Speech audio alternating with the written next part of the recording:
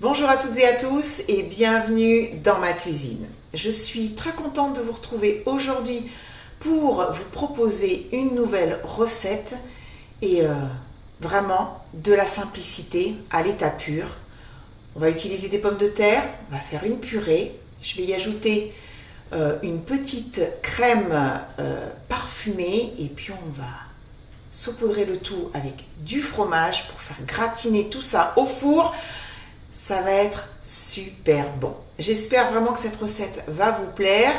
On va commencer bien sûr comme d'habitude par regarder les quelques ingrédients qui sont sur mon plan de travail.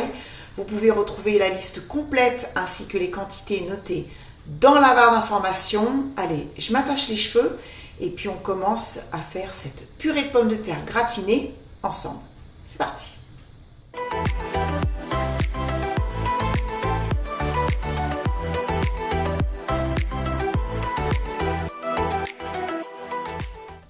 Je vais faire une recette pour 4 personnes. Alors il me faut bien sûr des pommes de terre à chair farineuse, donc spéciale purée, une noix de muscade, une gousse d'ail, du thym frais, du beurre, un œuf, de la crème semi-épaisse entière. Alors on peut bien sûr choisir de la crème liquide et pourquoi pas de la légère, du sel, du poivre. Et puis pour faire gratiner ma purée, j'ai choisi aujourd'hui du comté, mais vous pourrez bien sûr utiliser le fromage de votre choix. Donc bien sûr, il va falloir commencer par peler les pommes de terre.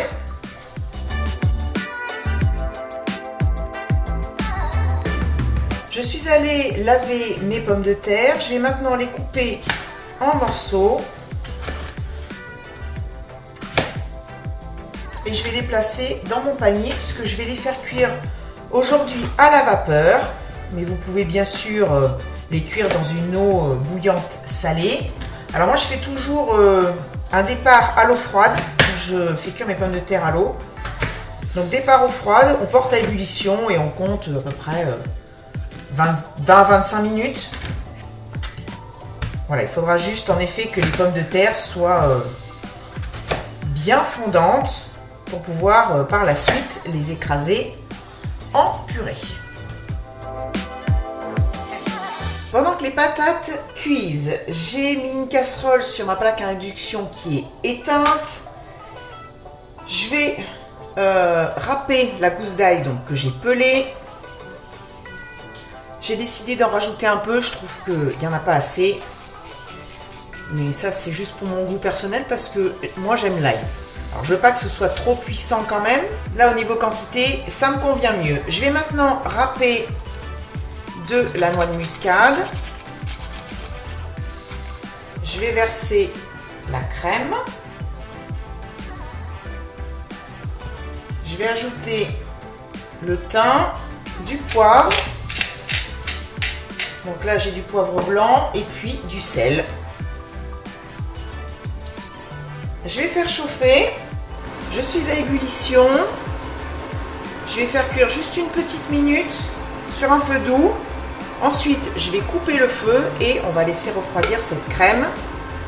Avant d'écraser mes pommes de terre qui sont cuites, je vais râper le comté. J'enlève la croûte. Je vais utiliser la grosse râpe.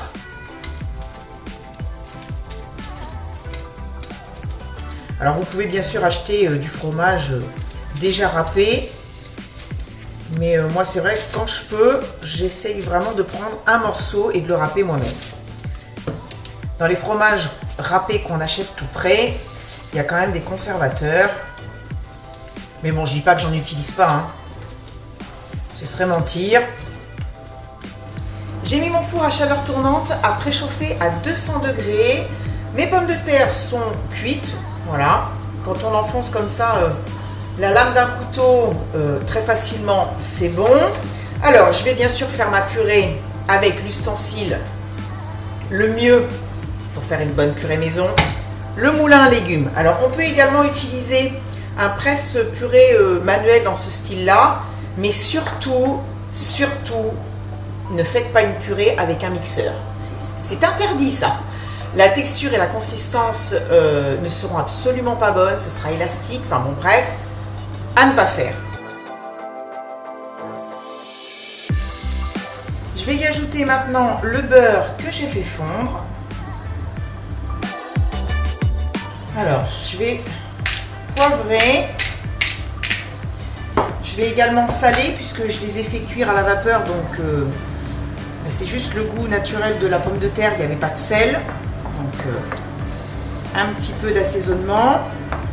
J'ai préparé un plat à gratin que j'ai beurré. Je vais maintenant verser cette purée de pommes de terre. Alors, je vais l'égaliser. Maintenant, je vais tasser le tout. Alors, pas de trop non plus, hein.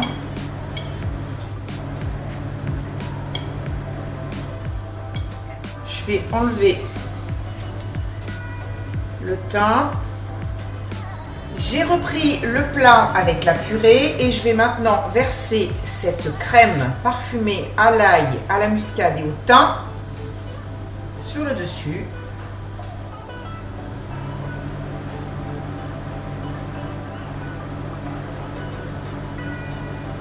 Il n'y a plus qu'à ajouter le comté râpé. Donc là, on en met autant qu'on veut. Je mets tout, hein. Ça en fait pas mal, mais je vais pas laisser ça. Il n'y a plus qu'à enfourner à 200 degrés pendant une vingtaine de minutes. Il faut que le dessus soit joliment doré et je vous retrouve tout à l'heure à la sortie du four. Mon gratin de pommes de terre vient de sortir du four. Il y a passé exactement 25 minutes. Il est absolument magnifique et je ne vous dis pas l'odeur qu'il y a dans cette cuisine. Ça sent extrêmement bon.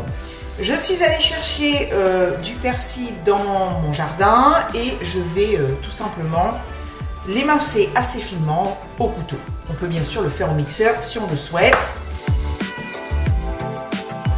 Donc là, il faut quand même que ce gratin refroidisse une bonne quinzaine de minutes avant de le déguster, hein, parce que je ne vous dis pas, sinon on va se brûler.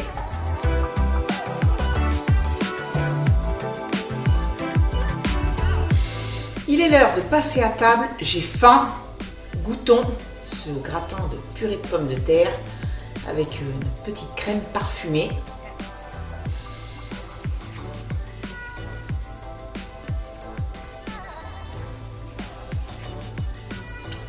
Un peu chaud. Mais alors, c'est une tuerie. Qu'est-ce que c'est bon! Mais qu'est-ce que c'est bon! Ce petit bout d'ail, le comté dessus, la purée est bien onctueuse. Non mais c'est trop bon! Quelques étapes de plus qu'une simple purée maison et vous avez un plat mais d'enfer! C'est d'enfer! Je vous assure! Bon! On va pas s'extasier pendant trop longtemps. C'est trop bon, j'adore. Voilà.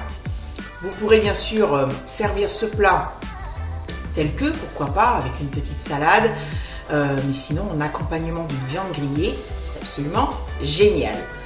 Et bien voilà, je vais vous quitter. C'est la fin de la vidéo. Merci à vous d'avoir passé du temps à visionner cette vidéo. J'espère en tout cas que ça vous a plu. Si c'est le cas, n'hésitez pas à mettre un petit pouce vers le haut. Et si vous n'avez pas aimé, eh bien, tant pis pour vous, parce que je vous assure que c'est super bon.